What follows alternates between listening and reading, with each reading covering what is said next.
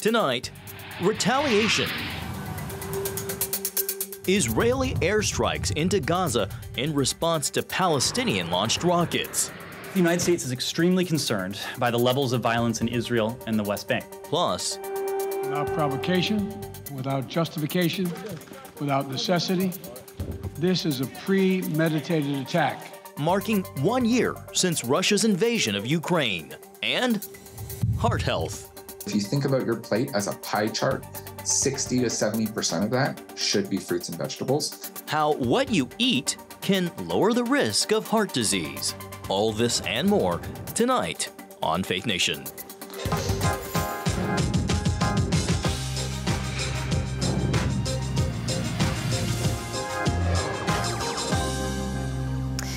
Escalating attacks in the West Bank. Good evening, I'm Jenna Browder. From our CBN News Washington studio, I'm John Jessup.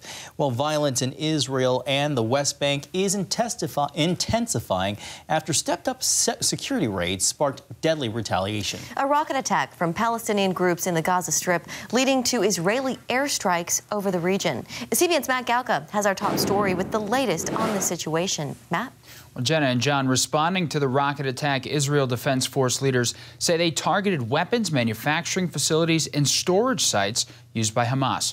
Prime Minister Benjamin Netanyahu also vowed to hold terror groups accountable. This IDF video shows its strikes on multiple targets in Gaza, believed to be Hamas weapons facilities. Netanyahu promising that Israel's enemies would pay a price. We have a clear policy to strike terror powerfully and to deepen our roots in our land. In response to the firing of rockets into our territory, IDF fighter jets attacked the Hamas terrorist targets in the Gaza Strip this morning. Palestinian militants inside Gaza had fired rockets toward Israeli territories. According to IDF spokesman, the Iron Dome anti-missile system intercepted most of them. There have been no details regarding damage or casualties.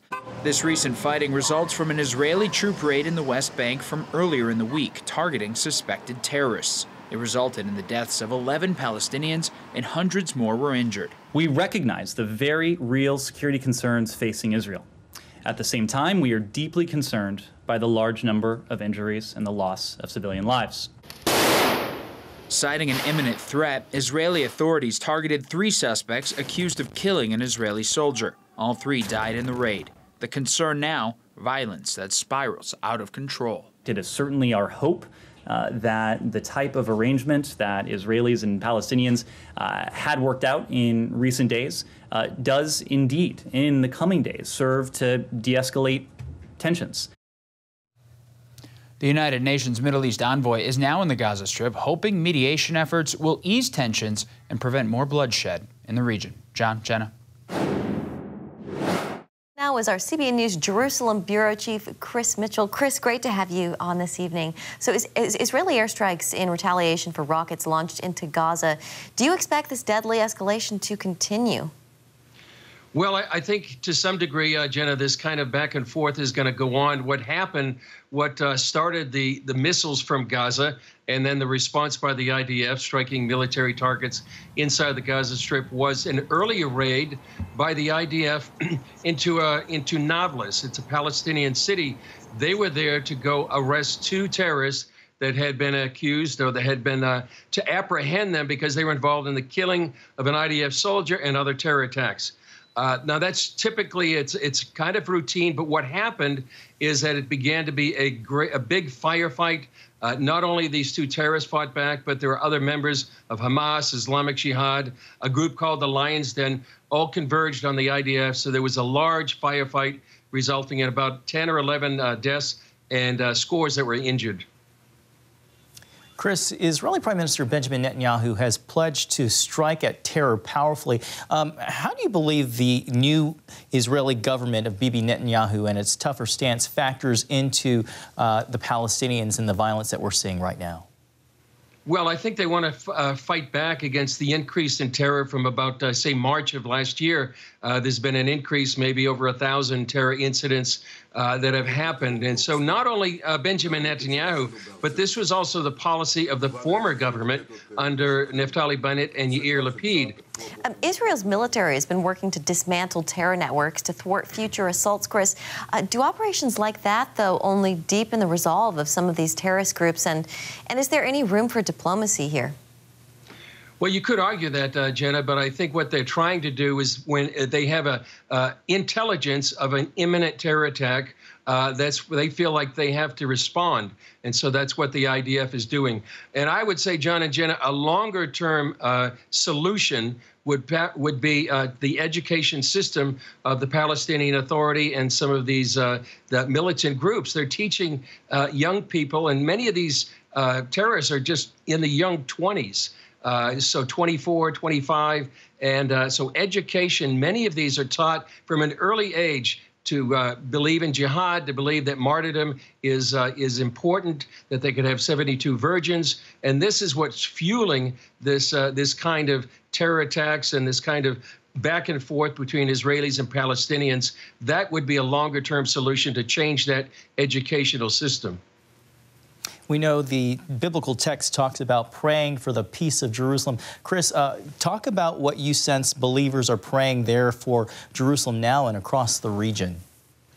Well, pray for the peace of Jerusalem, as you say, and that there would be peace in this city and in the region and in places like Judea and Samaria and Nablus, and pray for really a change of heart of many of the people that really have this ideology that wants to implement jihad.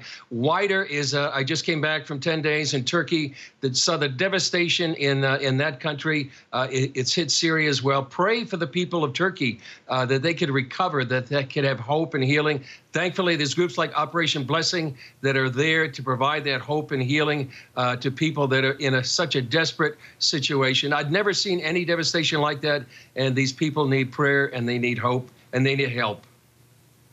Chris, as you say, pray for those folks in Turkey, and we also shouldn't forget the folks in northern Syria. Chris, we always appreciate your reporting. Please stay safe.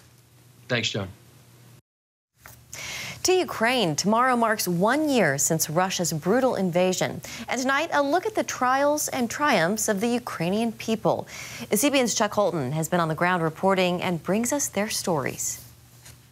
February 24th, 2022. Life as Ukrainians knew it comes to an end.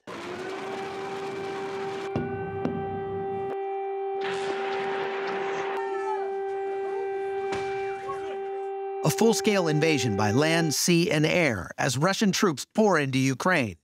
World leaders immediately levy sanctions on Russia. The Russian military has begun a brutal assault on the people of Ukraine. Without provocation, without justification, without necessity, this is a premeditated attack. More than 70,000 Russian troops try to encircle the capital, Kyiv, but the advance bogs down quickly. Russian troops are poorly trained, led, equipped, and very poorly motivated. They encounter fierce resistance. Here, you can see that they are taking the sand out of the children's playground and using them to make sandbags with. If we don't stop them now, my grandchildren must fight in maybe 20 years later. We must stop this. As the invasion bogs down in late spring, Russia resorts to long-range missile strikes, causing thousands of civilian casualties and billions in property damage. Hospitals, homes, and schools are often the targets. This lady behind me, his name is Olga, and her home was destroyed by a very large missile. Blew up all the houses in this area. It's just a residential district. There's no military targets here or anything. She's a Russian speaker. She's lived in this house all her life, and she has no plans, no money to be able to go anywhere else. So she's just sort of sifting through the rubble at this point, trying to decide what to do next. By April, it's clear the Ukrainians will hold Kyiv, and Russia pulls back to refocus their combat power in the east. After the withdrawal, liberated areas reveal horrific Russian war crimes and human rights abuses. Russia captures Mariupol in May after 4 months of costly fighting. Thousands die in the process, and the city is reduced to ruin. As Russian cruise missiles, cluster munitions, and thermobaric weapons fall, Ukrainian farmers cannot ship their grain to market, causing another humanitarian crisis. Wheat supplies plummet, causing a global shortage. Concerns about fighting at the Zaporizhzhia nuclear power plant dominate the summer airwaves as Russia holds the facility hostage and endangers its employees. What's at stake is the nuclear safety and security of the biggest nuclear power plant in the European continent. Ukraine launches a counteroffensive in September. They quickly liberate over 600,000 square kilometers in the north. And soldiers say donated American equipment makes the difference. One of our soldiers with the technology, it's stronger than maybe 10 or 20 soldiers from Russia. This helps us to win. Ukrainians also get creative with off-the-shelf technology, using standard camera drones to take out hundreds of Russian tanks. Suffering heavy losses, Putin orders the first military mobilization since World War II. More than 1 million Russian men flee to avoid conscription. September, Russia annexes 4 Ukrainian oblasts. The Crimean Bridge is bombed days later. Soon afterward, the Ukrainian army retakes Kherson, handing the Russians their worst defeat yet and sparking street celebrations. These Christians moved in to pray for their city.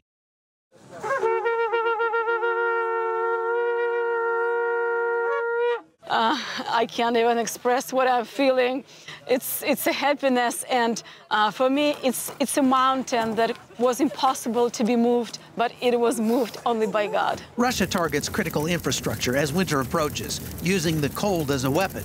Daily rocket attacks leave many Ukrainian villages without electricity, water, or heat.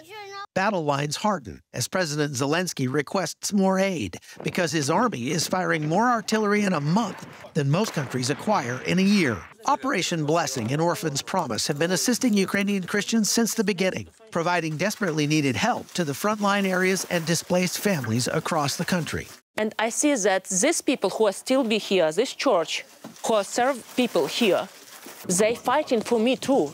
It's like another level of soldiers. 1 year after the invasion, Russia has yet to realize any of its strategic goals, and escalation seems increasingly likely as NATO deploys more troops to their eastern border. A new Russian offensive with up to 500,000 troops hopes to defeat the Ukrainians before they can field promised tanks and long-range weaponry. But Ukraine now has a 1 million-man army and is better prepared and equipped. Experts say the war could last years, but whether Ukraine gets the weapons it needs in the next few months could make all the difference. From Ukraine, I'm Chuck Holton for CBN News. Thanks, Chuck. After the White House took some heat for being absent in its response, Transportation Secretary Pete Buttigieg today made his way to the site of Ohio's toxic train derailment, reiterating the crash is a top administration priority.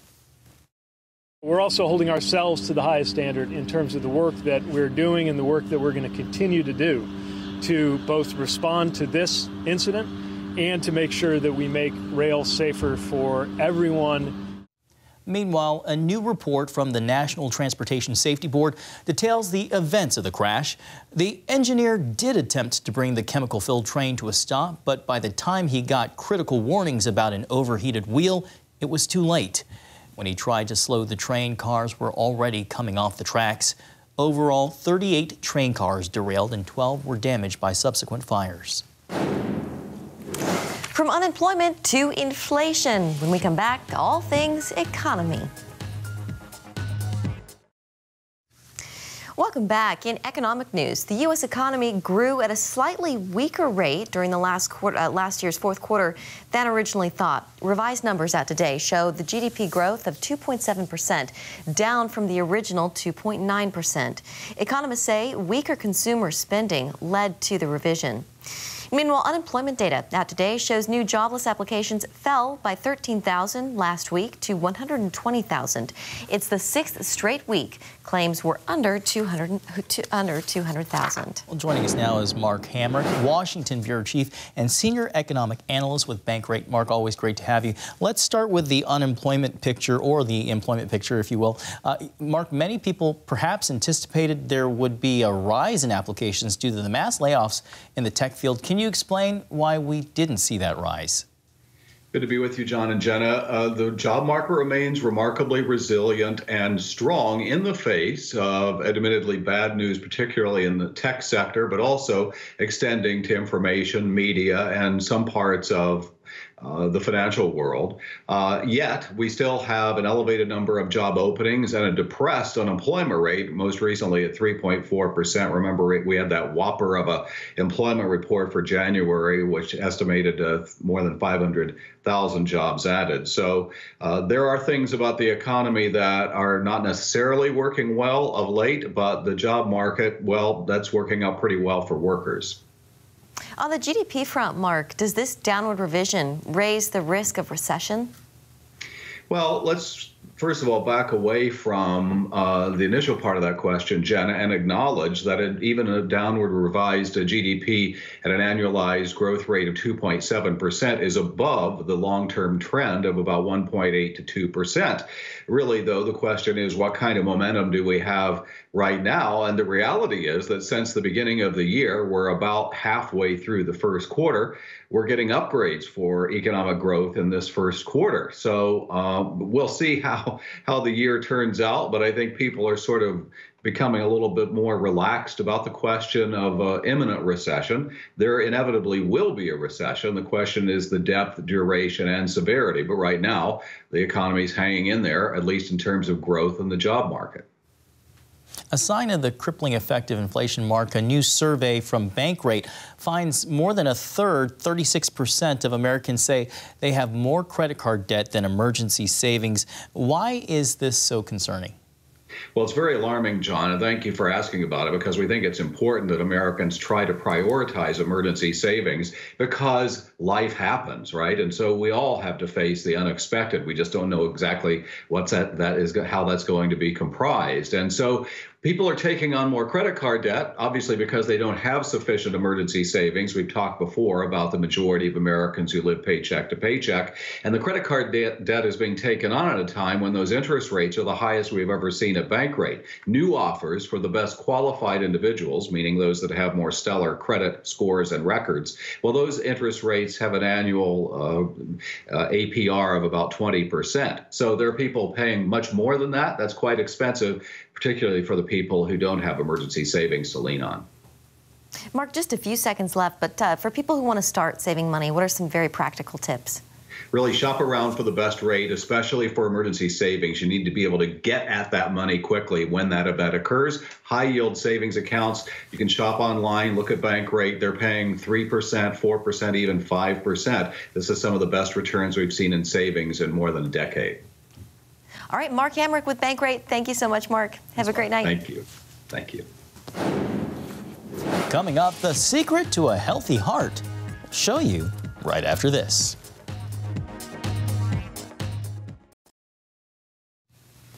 Welcome back. Younger adults are seeing an unexpected rise in heart-related issues. Since the start of the pandemic, Americans between 25 and 44 years old have seen a 30% spike in heart attack deaths, according to a study by Cedars-Sinai's hospital.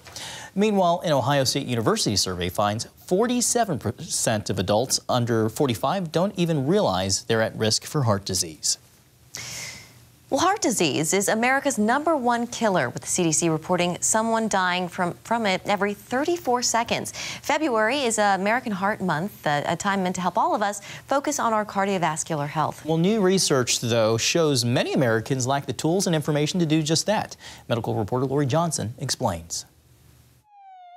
Whether it's a heart attack, stroke, or plaque buildup, doctors say poor lifestyle choices largely contribute to heart disease. And adopting healthier habits can turn things around. But do Americans know how to do that? Although heart disease remains America's leading cause of death, the good news is the number of people dying from it has been steadily decreasing over the last 40 years. But that downward trend stopped about 5 years ago and has remained the same ever since.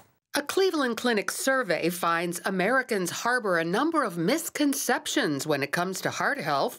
For example, 10% believe a fast food diet is the most heart healthy, while 72% incorrectly think low-fat or low-carb diets are best, while only 15% know the healthiest is actually the Mediterranean diet. It has the best data for actually reducing strokes and heart attacks. And there's large randomized clinical trials that show this. Many don't know the Mediterranean diet consists mostly of fruits and vegetables, aka good carbs. So if you think about your plate as a pie chart, 60 to 70% of that should be fruits and vegetables. The Mediterranean diet also includes healthy fats like olive oil. Extra virgin olive oil has an anti-inflammatory component called oleic acid. And we know that some cardiovascular risk is driven by overall or systemic inflammation within the body, so that can be helpful. Beans, poultry, and fish are on the health menu, but not shellfish, red meat, pork, or processed foods. Chips, crackers, pastries, lunch meats, those are the killers. Losing excess weight can be good for the heart, although a whopping 71% of us don't know the best way to do that. The majority of Americans thought that exercise was the biggest thing that we could do to lose weight, where we know that really isn't true. Now, exercise is important for overall cardiovascular health, but if you really want to get your weight down and become a healthy weight, the biggest thing that people need to do is modify their diet.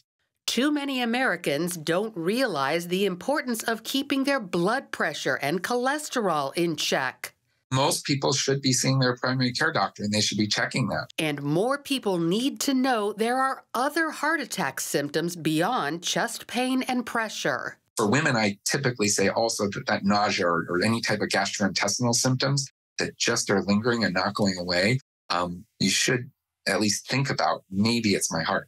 So while there's a lot we can do to lower our risk of heart disease, the first step is getting the right information. Lori Johnson, CBN News. Well, finally tonight, studies show kids have a difficult, if not impossible time learning if they go hungry. That thought sparked a mission for one Utah middle school teacher. Garrett Jones shared a 6-second TikTok asking people to Venmo him just $1 each to help pay student lunch fees. The request went viral, bringing in over $30,000. And we're going to be able to really help some kids that really need it. There are some really high balances and kids that aren't allowed to continue to eat at the school unless they get that taken care of. So that's going to change their lives, and it's because just random people on TikTok saw my video and decided to step up. So thank you guys so much. I'll continue to update. And Jones is using any remaining money to pay off fees at other schools in his county. I love this story. Yeah, it's just what a great cause. Mr. Jones has a big heart. Well, thanks for watching Faith Nation. Have a great night.